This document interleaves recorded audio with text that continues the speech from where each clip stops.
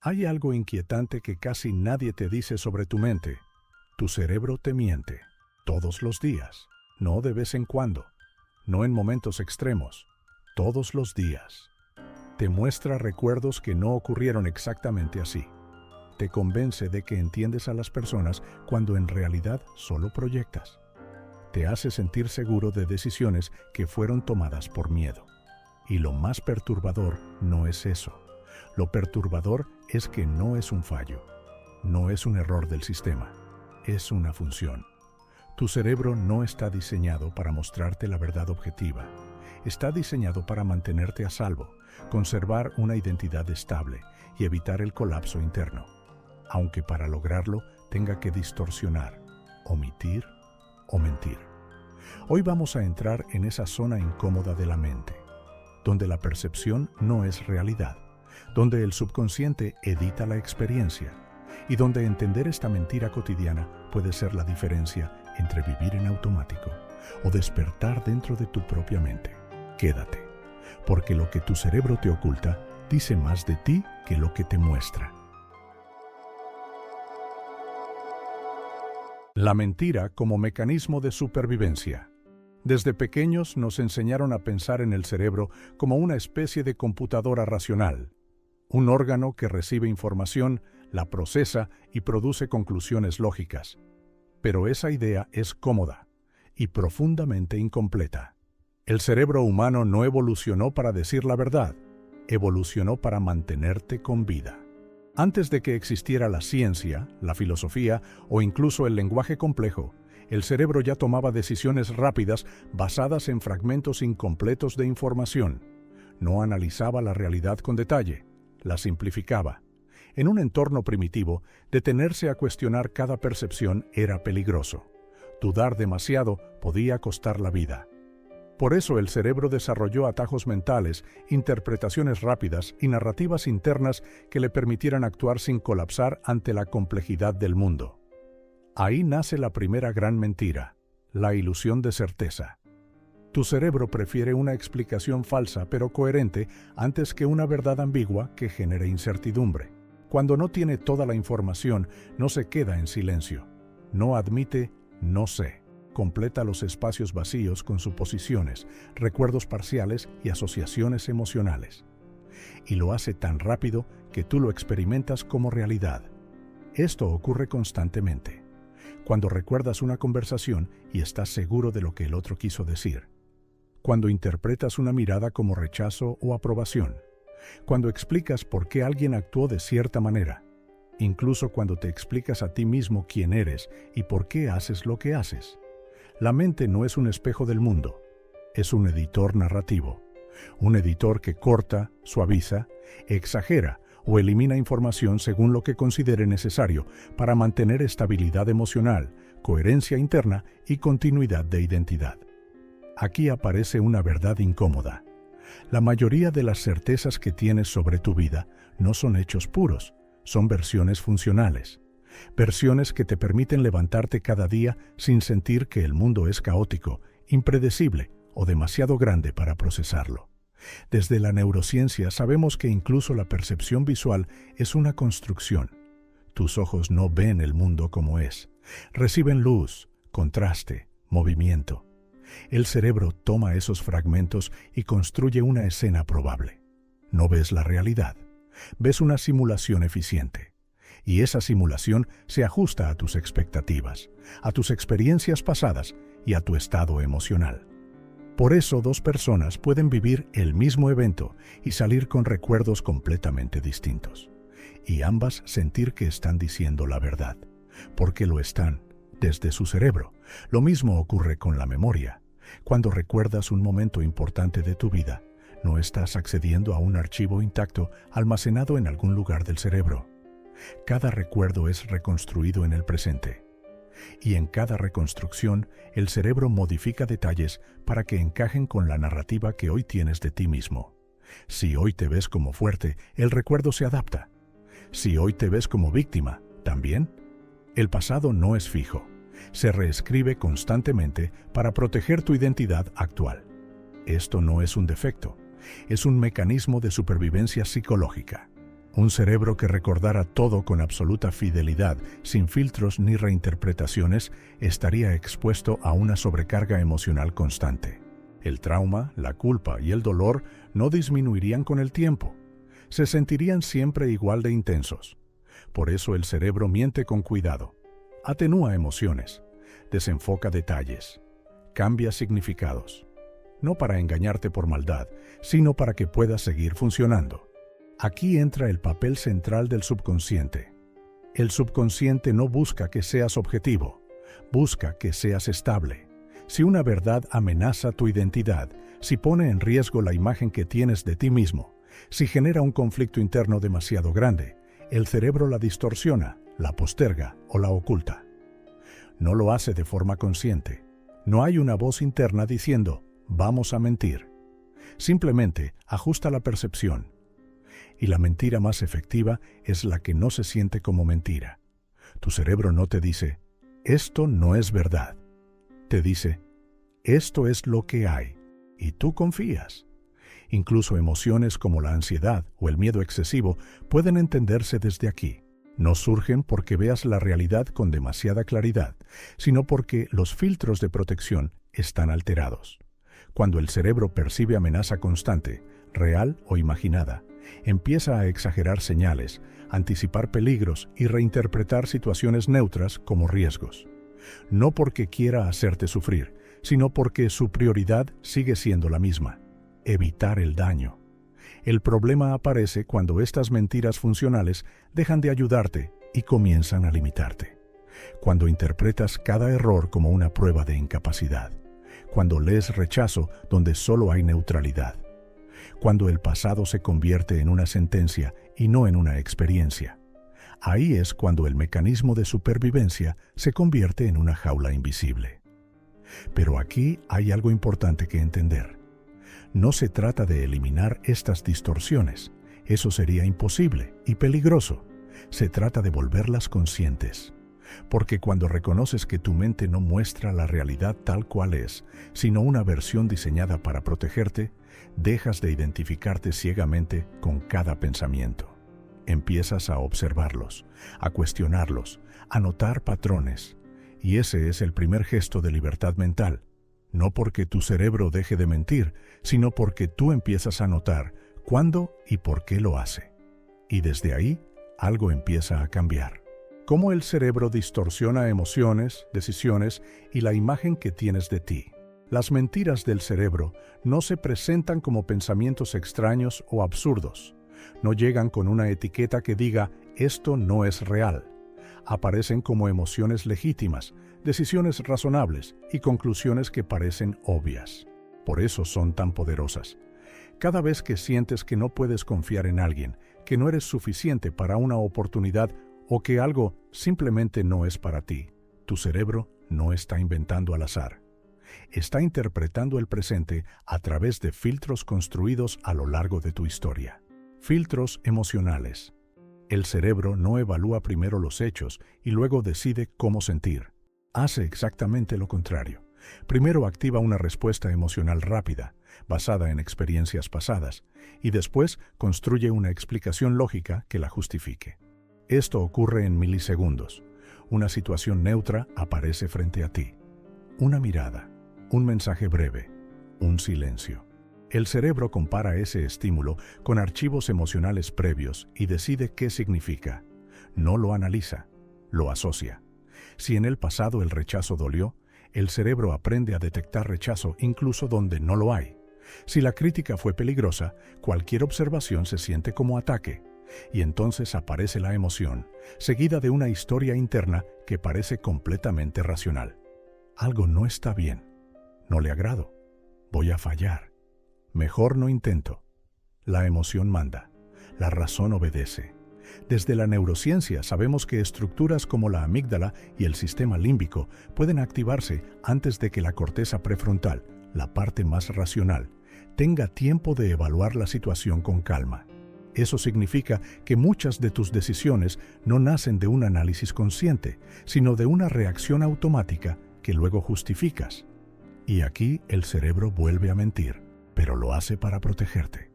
Si evita que intentes algo nuevo, reduce el riesgo de fracaso.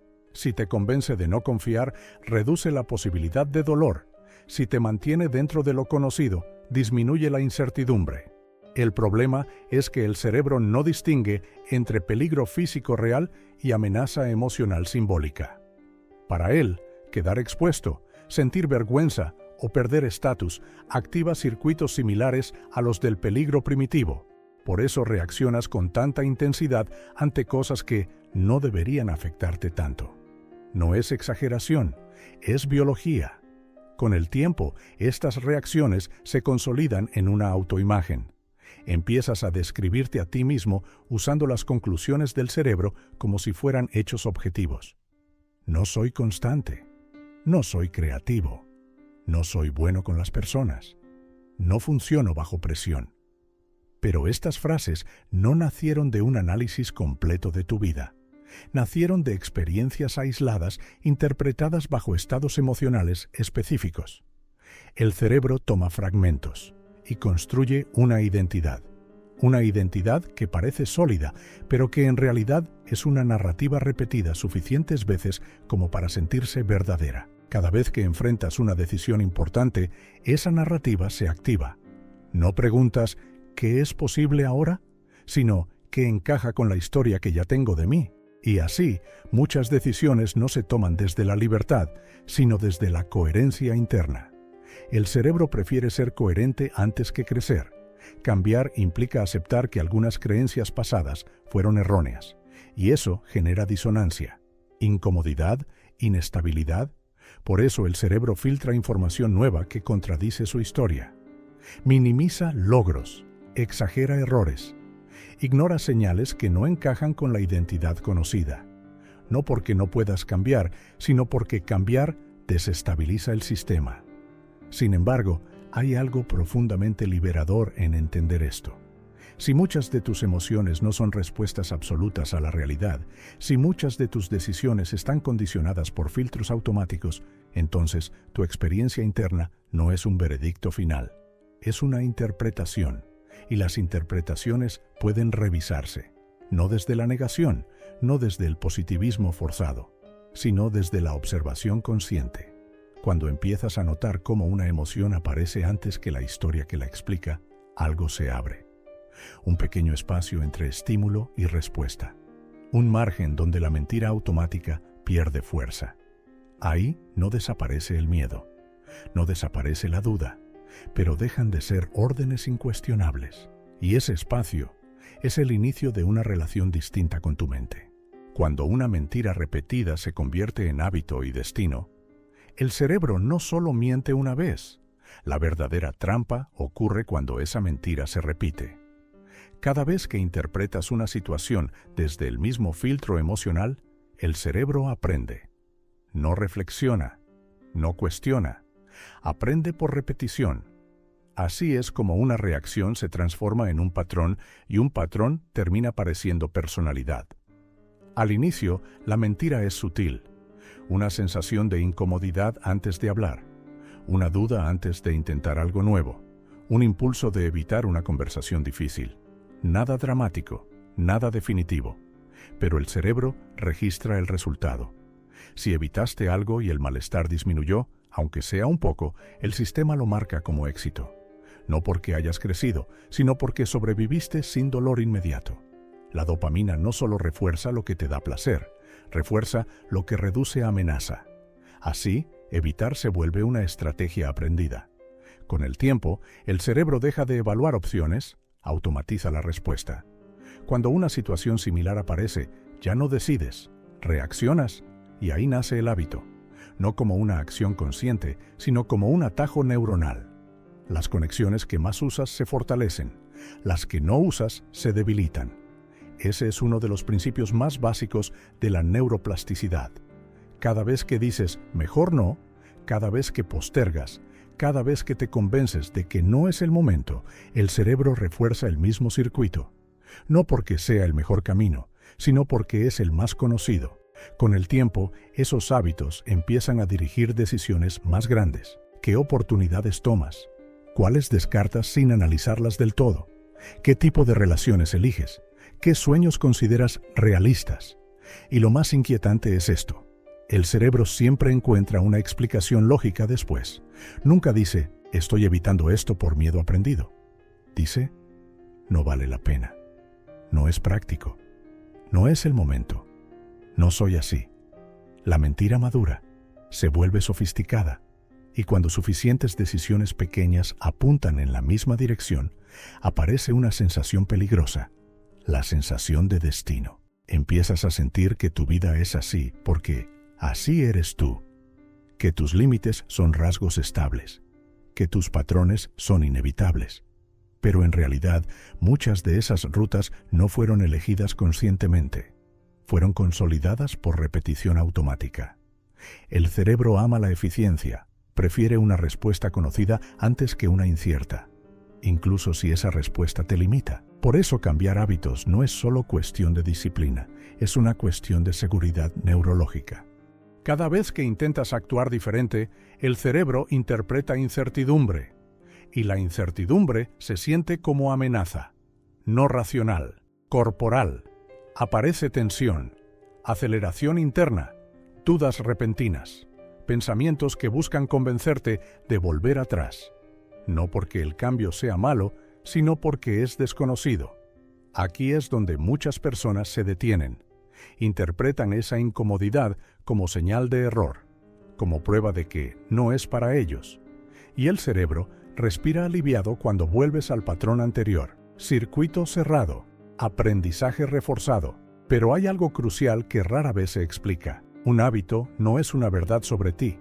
Es una ruta neuronal que se activó suficientes veces. Nada más. Eso significa que no se rompe luchando contra él, sino creando experiencias nuevas que el cerebro pueda registrar como seguras. La transformación no ocurre cuando te fuerzas a cambiar toda tu vida, sino cuando introduces pequeñas decisiones conscientes que interrumpen el piloto automático. Una respuesta distinta, una pausa antes de evitar, un acto mínimo que contradiga la narrativa antigua. Al principio, el cerebro se resiste, no confía, observa, pero si la experiencia no resulta catastrófica, si sobrevives, si incluso hay una pequeña sensación de logro o calma, algo cambia. El cerebro actualiza, no de inmediato, no con palabras, con química, y poco a poco, una mentira que parecía identidad empieza a perder solidez. No porque desaparezca el miedo, sino porque deja de dirigirlo todo. Ahí empieza el verdadero cambio. No cuando te conviertes en alguien nuevo, sino cuando dejas de obedecer automáticamente a una historia vieja. Cuando la mente miente y el cuerpo lo cree, el cuerpo no distingue entre una amenaza real y una amenaza imaginada. Para el sistema nervioso, ambas se sienten iguales. Una escena no resuelta, una expectativa negativa, un recuerdo cargado de emoción, una anticipación silenciosa. Todo eso puede activar la misma respuesta fisiológica que un peligro inmediato. Por eso muchas personas viven con el cuerpo en tensión constante sin saber por qué. No están siendo perseguidas, no están en riesgo real, pero su sistema nervioso se comporta como si lo estuviera. El cerebro interpreta el mundo primero y el cuerpo ejecuta después. Cuando una mentira se instala en la mente, ¿esto es peligroso? No es seguro expresarte. Mejor no intentes. El cuerpo se prepara, aumenta el tono muscular, la respiración se vuelve más superficial, el ritmo cardíaco se ajusta a un estado de alerta sostenida. Nada de esto ocurre de forma consciente. Es automático, es antiguo, es biológico. El problema no es la respuesta en sí. El problema es cuando esa respuesta nunca se apaga. El sistema nervioso está diseñado para activarse y luego volver a la calma. Pero cuando el cerebro repite la misma narrativa interna una y otra vez, el cuerpo aprende a vivir en guardia. Así nace la tensión crónica. Hombros elevados, mandíbula apretada, dolores de cabeza sin causa aparente, fatiga persistente, sensación de rigidez interna. No es que el cuerpo esté fallando, está obedeciendo. Cada vez que el cerebro anticipa amenaza, libera cortisol y adrenalina. Estas hormonas son útiles en momentos breves. Agudizan los sentidos, preparan para la acción. pero sostenidas en el tiempo desgastan.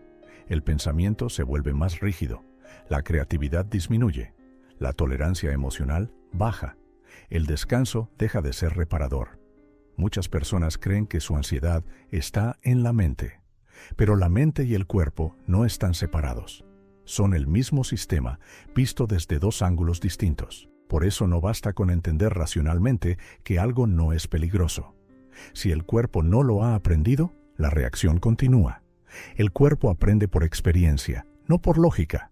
Puedes decirte 1000 veces que todo está bien, pero si tu respiración sigue corta y tus músculos siguen tensos, el mensaje no ha llegado.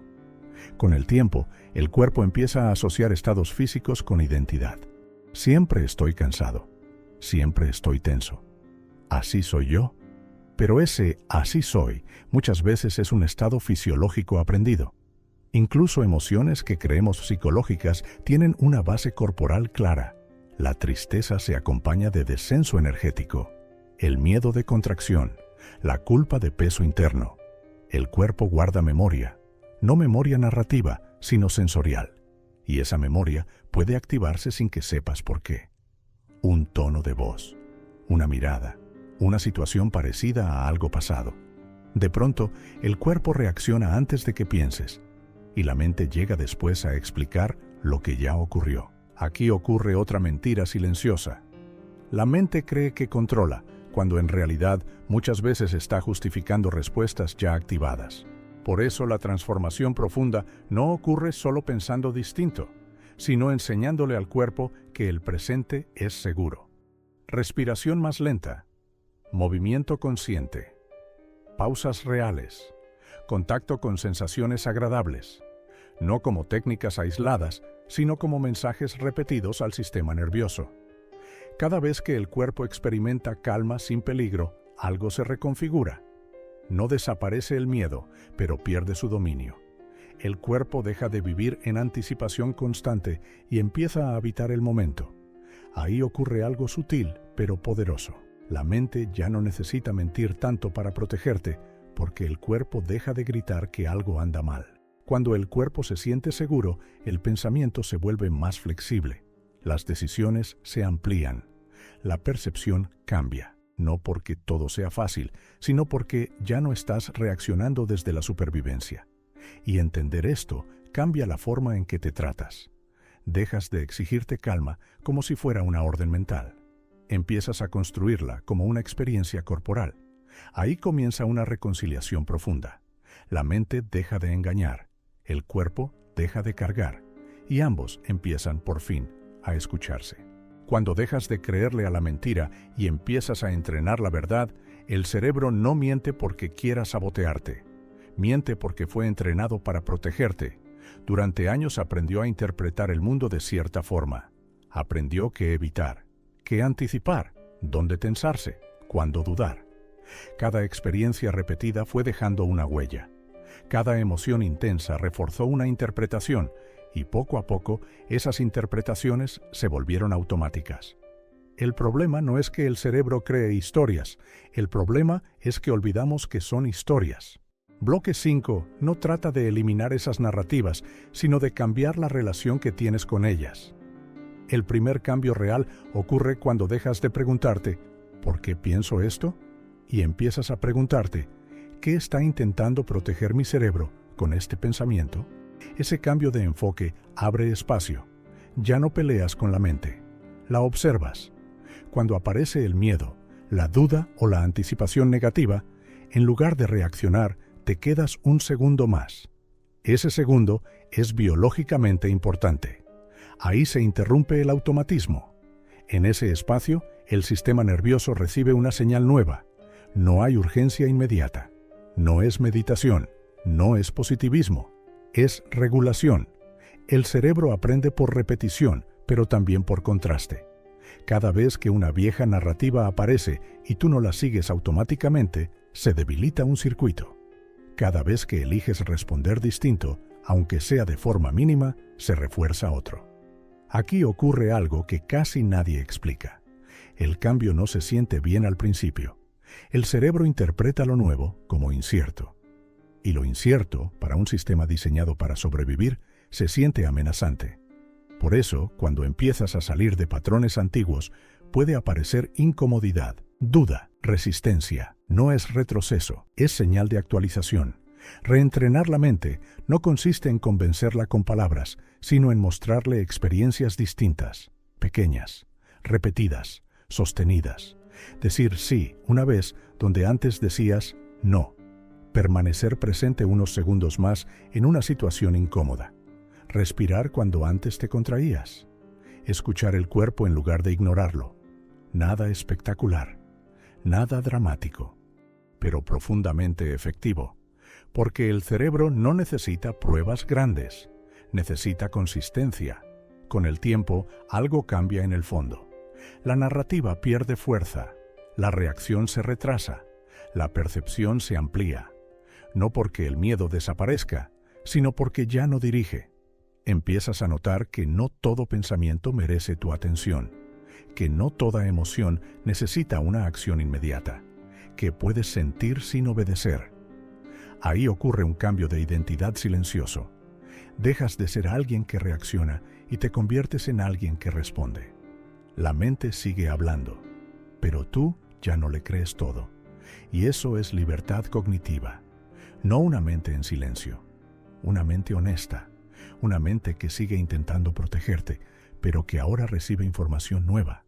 Estás a salvo para explorar, estás a salvo para cambiar, estás a salvo para elegir distinto. Reprogramar no es borrar lo que fuiste, es actualizar cómo interpretas el presente.